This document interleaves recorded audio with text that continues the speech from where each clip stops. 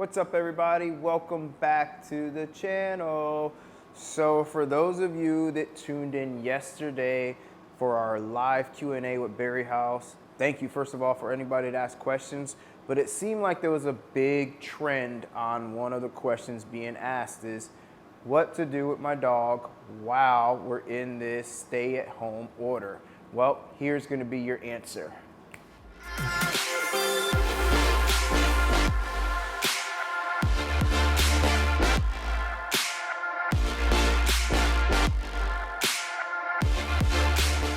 Ready to work, bud? Free. Let's work. Let's work. All right, so just like everyone else in the world, yes, good boy. Bourbon, place. Good. Just like everyone else in the world and just like everyone else's dog in the world, my dog is going crazy just like your dog's going crazy, I promise you. And it makes it even worse because he's a high drive working dog. He's constantly wanting to do things. So I've been getting creative with him here. And I admit I'm not a huge trick trainer, all right? It's something that I've kind of always looked over in my career. And recently I teamed up with another fellow trainer and got some insight on some training techniques some trick training techniques. And now I'm gonna pass along some of those things to you. So here's some creative things you can do with your dog at home, all right? Some may seem silly, but I'm gonna tell you, it's gonna burn up your dog's mental energy more than anything. The other thing I want you to pay attention to here, guys, is no, place. Yes, good boy, good place. By the way, for anyone that always thinks that place has to be a cot, it doesn't have to be. Eventually, when your dog understands the word place, they can place on just about anything. Like right now, he's placing on a pedestal, which I'm gonna teach you what we're gonna use that for in just a bit. So, back to where we're at. The reason I'm bringing up the space here is a person asked last night, I live in a small apartment, what am I supposed to do? Well, realistically, right now, we're using a space that's probably 15 by 15, which is probably an average size room in a home. Now, granted, we don't have anything directly in the middle, but use your living area or a den or an office, push that table off to the side, and now you got some space to work with your dog.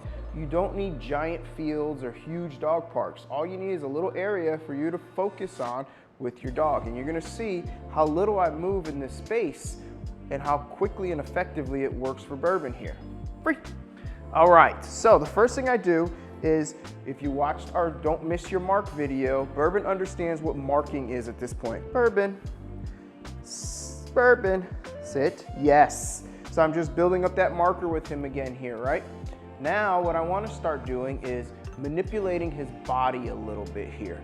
So you're gonna see, I'm gonna start doing really tight circles with him, and you're gonna understand why in just a few minutes here. Bourbon, come on, bud. So as he comes in, I'm going to turn his head way into his hip, nice and tight. I want his nose to almost touch his hip, and when he does, yes, I'm going to mark it over and over and over again. Be patient when you're teaching your dog. Bourbon's done enough repetitions that he understands this one now. But when I go the opposite direction, he's not as good. So make sure that you go both directions with your dog. See how awkward he is when I go to this direction? Yes, good job. It's because we've done a lot of circles in the opposite direction, but go both directions with your dog because they're gonna be using these side abdominal muscles. Yes, good job, buddy. And we don't want them to consistently use just one side and get injured, all right? So again, nice and slow, take your food, put it right by the dog's nose, turn them, yes, and almost make their nose touch their hip. That's gonna make a nice little tight circle for your dog. Good boy, Bourbon. You wanna do another one? Yes, as we get that rotation, we're going to mark and feed, okay? That's the first step in your trick process here. And I'm gonna teach you something that you're gonna really love in just a few minutes. So let's just say you've been doing your 3,000 or 4,000 repetitions of circling or whatever we're gonna call it right now. That eventually leads to, have you ever seen a dog do that spin technique or circle? I'm gonna show you two different ones that he does right now, based off of that same technique. Ready, bud? Sit, spin. Yes, good boy. So you'll see, by us doing numerous circles, we made it very easy for him to manipulate his body in that direction. Spin. Yes, good job.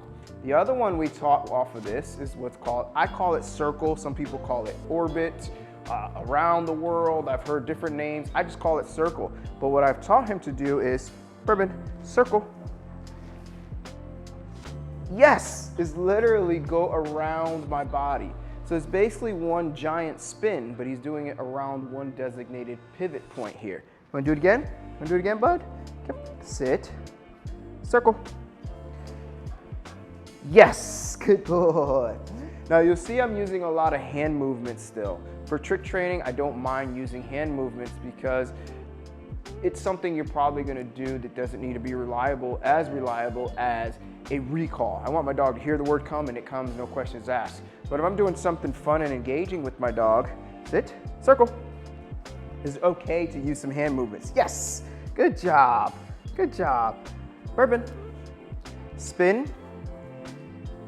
Yes, good boy. Now again, with this same technique off of these little tight circles you're gonna be doing with your dog here, there's so many things that you can do.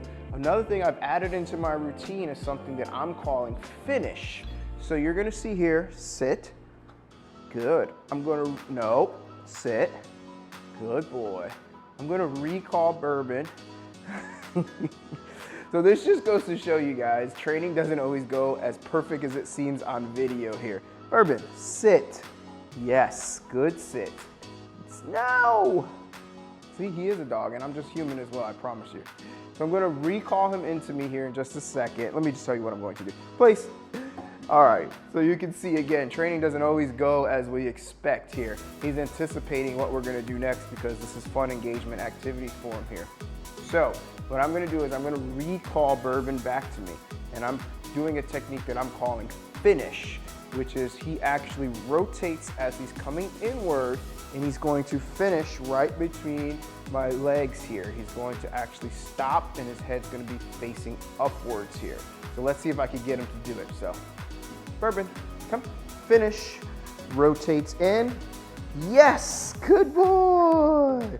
So again, off of that one pivoting motion, we can do so many things. We can do a spin, spin, circle, and now I've even added in finish.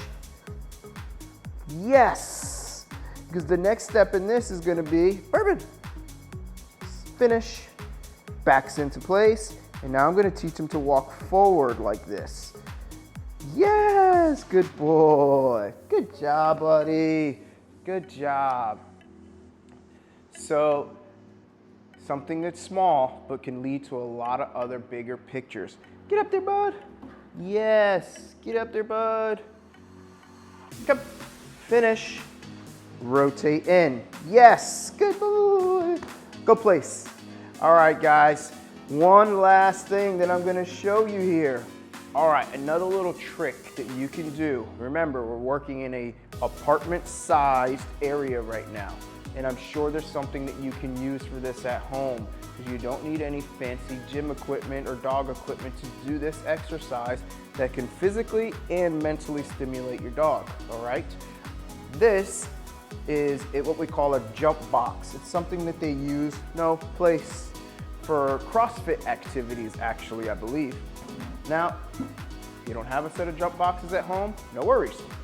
An ottoman, step stool, a crate, you can use your dog's crate, something that's elevated off the ground. And here's why, okay? Instead of just going for that walk, and I'm gonna show you why this applies out in the real world here when we hit the streets with Bourbon and do some structured walking later, is what if we added a jump into that recall, right? So, what if I did this? No, get your butt back up there. Good job. So what if I recalled Bourbon off of place, which means he still has to come back to me, but I put an obstacle in the way. It's another step in the process he has to think about and he has to physically do. Bourbon, free, up. Yes, so I'm adding one more variable, one more component to this process here. Now what if we did it in the opposite way? Ready? Free, up, free, place. Yes, good job. So now we're making him think and physically do things all in one same action that we would just recalled him off of. Again, Bourbon, free, up, free, up, free, up, free, up, free, place. Yes, good boy. All right, guys, so it's time to be creative. We're all stuck at home. Dog parks are closed. Minimal exposure outdoors right now. There's not much we can do with our dogs. So again, I gave you a couple things that I guarantee will start building that mental energy, or not building, we don't want to build it actually. There's a couple things that I pretty much can guarantee that are gonna hit those mental notes and obviously the physical notes. Be creative, get things around your house, obviously use some high motivation, take 5 minutes of a session like that and make sure that the dog is gonna have just as much fun as you are. You can see there in those little clips where now I take this to the world and I have Bourbon jump on things outside in the public areas, outside in the environment. Find something random, a park bench. In this case, I think it was one of those electrical boxes or something like that. But anyways, get creative. It doesn't always have to be agility. It doesn't always have to be dog related. It could just be creative here. Hi, bud. Sit. Yes. All right, guys, so I really hope this little tip and these few little tricks can help you get something done with your dogs at home so they're not bored and driving you out of your mind, because trust me, if you're bored, your dog's bored. And don't forget, if you really love this video, give it a thumbs up and don't forget to subscribe, because otherwise you're never gonna know if we put out free content and you can do this cool stuff with your dog at home. We'll see you guys in the next video. Bye.